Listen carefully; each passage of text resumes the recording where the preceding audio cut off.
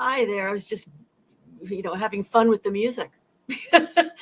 um, Thank you for joining me. I am Lori, and I am the founder of the Goodbye Good Girl Project. And I've decided that for this year and moving forward, not only for following years, but for every day, July 2nd is going to be Women's Independence Day.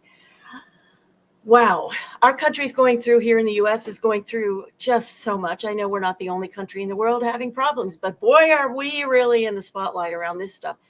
I'm all about inclusivity and kindness and activism in terms of making sure that we are living the spirit that we are in terms of our ethical alignment and in terms of our being women who are empowered to not only do things that make us better in our lives, but to actually completely shift the trajectory of how the idea of the feminine is viewed.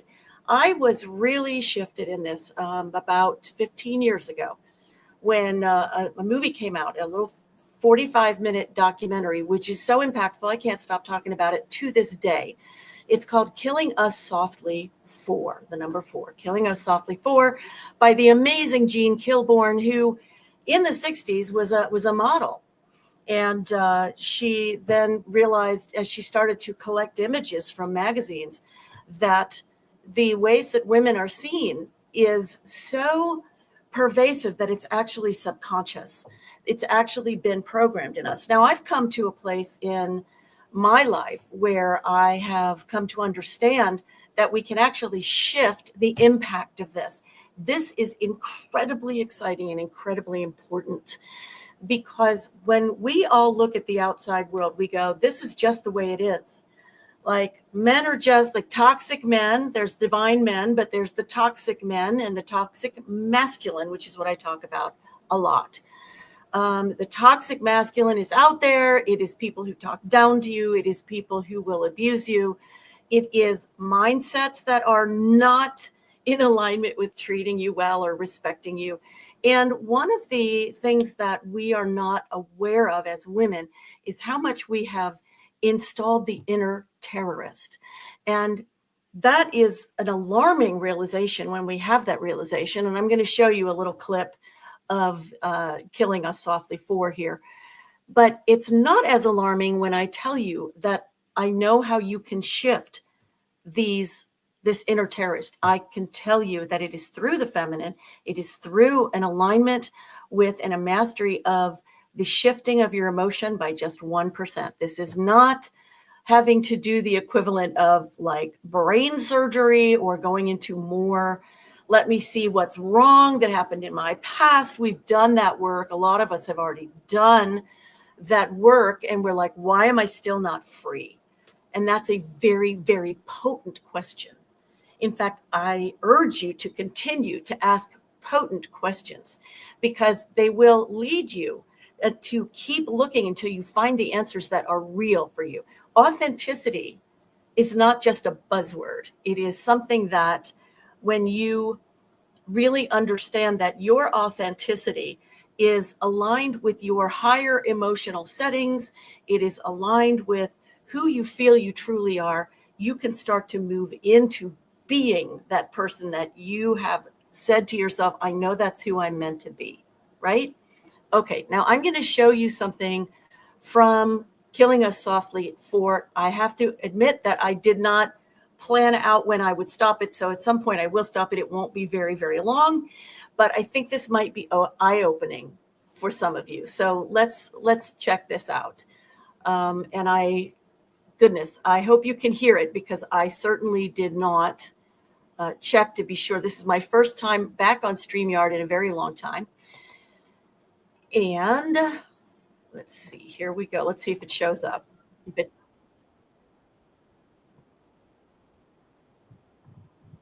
the most part, it's subconscious. As the editor-in-chief of Advertising Age, again the major publication of the advertising industry, once said, only 8% of an ad's message is received by the conscious mind. The rest is worked and reworked deep within the recesses of the brain. So it's not just that we see these images once or twice or even 100 times. They stay with us and we process them mostly subconsciously. They create an environment an environment that we all swim in as fish swim in water. And just as it's difficult to be healthy in a toxic physical environment, if we're breathing poisoned air, for example, or drinking polluted water, so it's difficult to be healthy in what I call a toxic cultural environment, an environment that surrounds us with unhealthy images and that constantly sacrifices our health and our sense of well-being for the sake of profit. Ads sell more than products. They sell values, they sell images, they sell concepts of love and sexuality, of success, and perhaps most important, of normalcy. To a great extent, they tell us who we are and who we should be. Now, that is extremely important because we women have been shaped by a culture that advertises, that behaves in alignment with a system. All right, it's a system that was created by white rich men back before any of us were even ever alive, at least in this form. And it was created by them, for them, and not for women at all. So it was created when women were seen as helpful and here to raise the kids. And, you know, there were different sets of expectations. And then we came into the so-called modern age, and we had advertisements come along and sexualize us. And we're like, well, that's just the way it is. But no, that is not just the way it is. Well, what does advertising tell us about women? It tells us, as it always has, that what's most important is how we look. So the first thing the advertisers do is surround us with the image of ideal female beauty. Women learn from a very early age that we must spend enormous amounts of time, energy, and above all, money, striving to achieve this look and feeling ashamed and guilty when we fail. And failure is inevitable because the ideal is based on absolute flawlessness. She never has any lines or wrinkles. She certainly has no scars or blemishes. Indeed, she has no pores. And the most important aspect of this flawlessness is that it cannot be achieved. No one looks like this, including her. And this is the truth. No one looks like this. The supermodel Cindy Crawford once said, "I wish I looked like Cindy Crawford." She doesn't, she couldn't, because this is a look that's been created for years through airbrushing and cosmetics, but these days it's done through the magic of computer retouching. Now, computers have been used to alter images for quite some time. Way back in 1989, Oprah Winfrey's head was put on Anne Margaret's body for a TV guide cover. Neither woman gave permission, by the way. And this happens all the time. So we might be looking at a TV commercial and think we're seeing one woman, but we're really seeing four. One woman's face, another woman's hair, another woman's hands, another woman's legs. 4 or 5 women put together to look like one perfect woman. This was a cover for Lucky magazine that we did, where it was 4 images to make 1 image. They preferred her over this model, and we went ahead and pieced together a new girl as a result. Or out of all of those. Even the loveliest celebrities are transformed by computer. Keira Knightley is given a bigger bust. Jessica Alba is made smaller. Kelly Clarkson, well, this is interesting. It says slim down your way, but she in fact slimmed down the Photoshop way. You almost never see a photograph of a woman considered beautiful that hasn't been Photoshopped. Every picture has been worked on some 20, 30 rounds, going back and forth between the retouchers and the client and the agency. They are perfected to death. The Dove commercial, called Evolution, dramatically illustrates that the image is constructed. It is not real.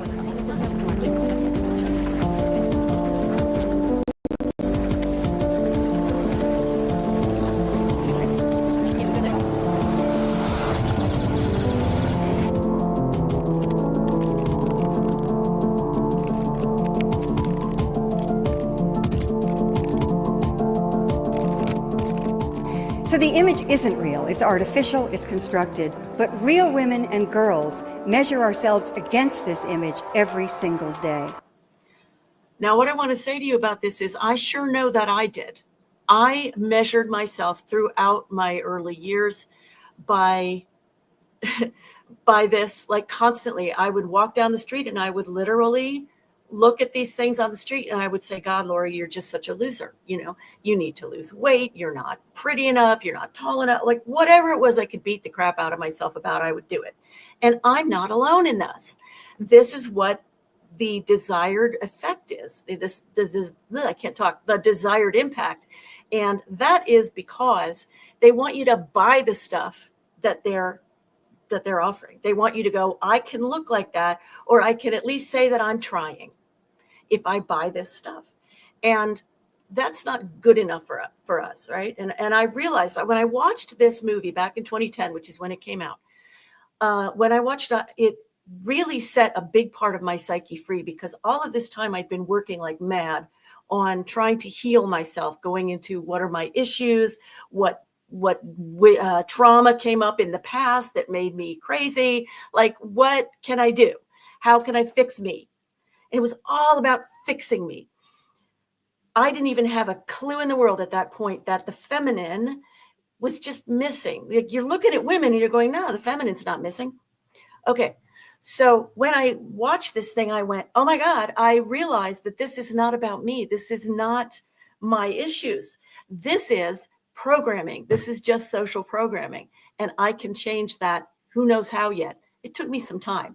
But now that I can tell you some really powerful ways to do that, I'm not the one and only way, but I can tell you a way to do that, then you can absolutely live off of that planet of I'm a woman, therefore I'm less. I'm a woman, therefore I kind of can't, because there's this external thing that's over me and I can't change it. It's not true. It's not true. So what I want to suggest that you do is go find this movie. I'm watching it on Canopy, Kanopy. Go to Canopy. You can find it on YouTube. You may have to Google it first, but you can find it. And I think that for my money, Women's Independence Day should be about us stepping into our power. Now, I like things to be practical. I don't want to be inspired unless you give me some ways to move forward. So I want to do that for you as well. One of the things that I realized some time ago was that I wanted to have a different response, especially to people of power.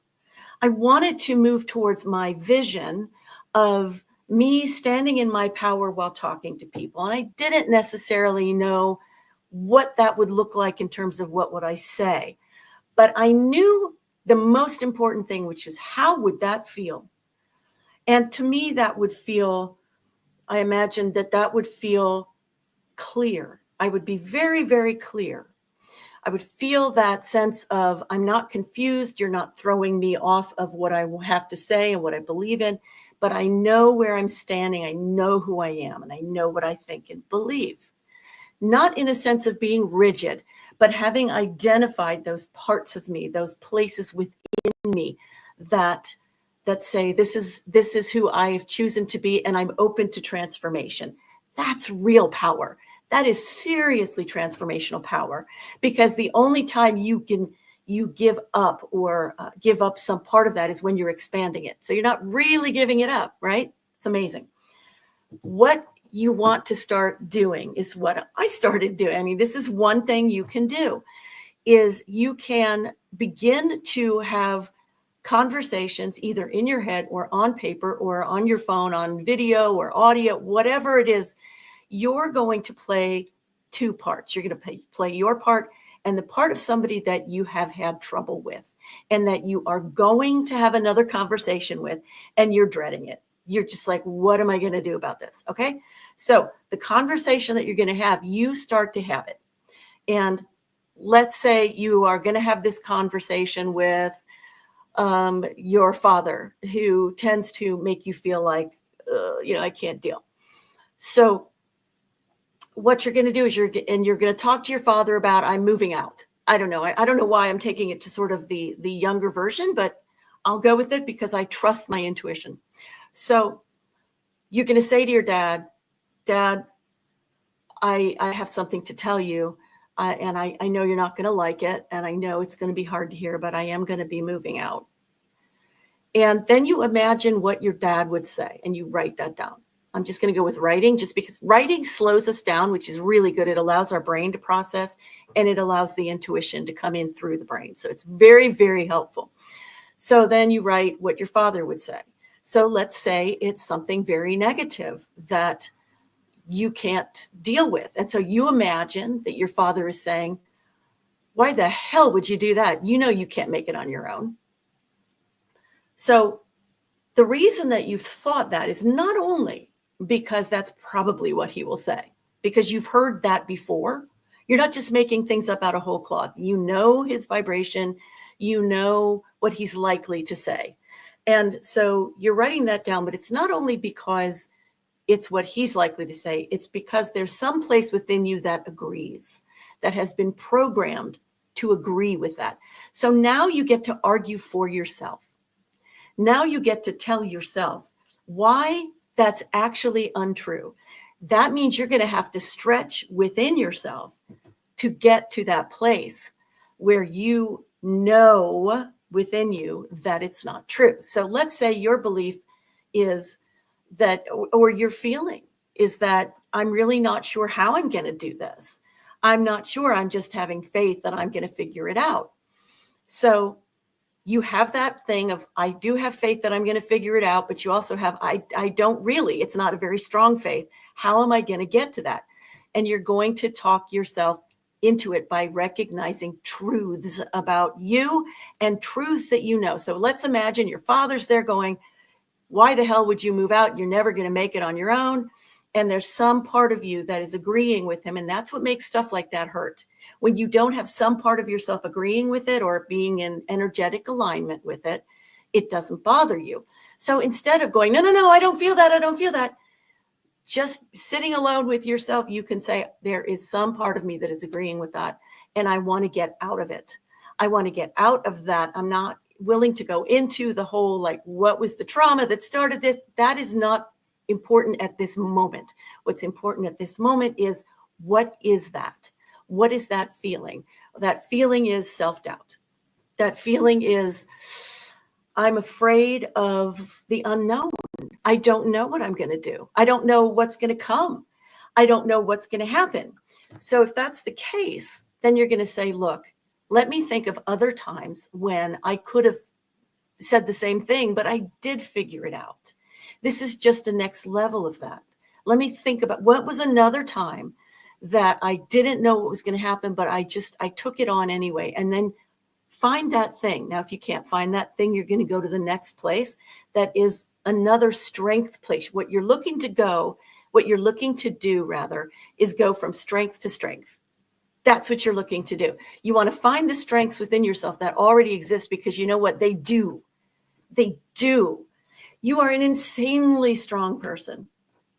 Why can I say that to you without flinching and without any self-doubt and without any doubt? Because you are still here. This planet is not an easy planet to be on. This planet is right now is going through such an evolution, as well as a revolution of consciousness, of change. And we are stepping out of our norms, and we're stepping into an invitation to change our society, change ourselves in ways that we haven't done before. And when I say that, I mean that. I mean, if you've done the psychological work, if you've done the psychological work, if you've done the spiritual work, and you've done them for years and years and years and years, we're being asked to do something. We're being asked to go to the next level, guys. It's why I call my podcast Next Level Empowerment. We have to go to the next level. What is the next level? It's not somewhere out there. It's not somewhere up there. It's somewhere right here. So when we take the energy back, when we take the focus back and we go, let me clean this up. My father's going to say, you'll never make it. I'm going to think of all the times that I did make it within myself and outside of myself. I'm going to think of all those times, and I'm going to feel the strength of each of those examples. That's very key. You've got to feel it. You've got to, because why? Because that's your feedback system. That's what tells you this is real. This is me. There's nothing closer to you than your own emotions other than the divine. Okay. Your emotions are the language of the divine. Your sensation, your sensing of things, the language of the divine. Your intuition, the language of the divine. I wish I could speak today. Sorry, but you get the point. Now, as you begin to answer all of these doubts, because the next thing you're going to do is see what your father would say when you bring your new statement to him, which is, Dad, I've done this before in other ways. I think I can make this work. What is he going to say next? Whatever you say that he's going to say next that you've written down, that's the next argument you need to answer within yourself. I've been doing this since I was about 16 years old, and it's very, very, very, very powerful. So what you're going to do is you're going to go through all of these. What your new saying is, then what's the next thing your dad's going to say, until you get to a point where you just feel and know inside of yourself, of course I can make it. Of course I can. So that now when you go back to the beginning, go, I'm sorry, Dad, you're not going to like this, but I'm moving. And your dad says, why the hell would you do that? You can't make it. You go, I just don't agree. I know that I can. I know that this is going to be an adventure, and I don't have every single answer, but I know I can do this. Do you know what that is going to do to that person you're talking to? It is going to throw them. Why? Because you've stepped outside of the norms. You've stepped outside of that structure, and you have suddenly become your own person. Now, the point is not to throw them. The point is for you to be centered. And I give you this exercise, this ongoing way of cleaning up your energy and cleaning up your psyche as such an elegant way for you to start to find out who you are, live who you are, be who you are, be proud of yourself, and come into a real sense, an experiential sense of what empowerment is. And you're going to be the one who's making it happen. You're not going to yet another person to get them to tell you that you're okay. It's lovely to get advice and feedback and approval from other people. I love it. But I'll tell you what, I've heard approval from many people, and it hasn't touched me. There are very few people who, when they say, I love this about you, like I love what you said, I love what you do. Very few people who, when they say it, oh my God, thank you. I feel it. I feel it in my heart. I feel it in my body. Very few. The rest, it's like, oh, thank you. It's just and I'm not saying there's anything wrong with them or anything wrong with me. That's not it. What I'm saying is, if you know what your thermostat is, if you can feel it, you're starting to feel more and more and gather more and more of who and what you are, then when somebody outside you is matching that energy, suddenly you're like, wow, that shift that I made myself within me is being seen and acknowledged by one of my people, one of those people who we're on the same wavelength. And that's literal.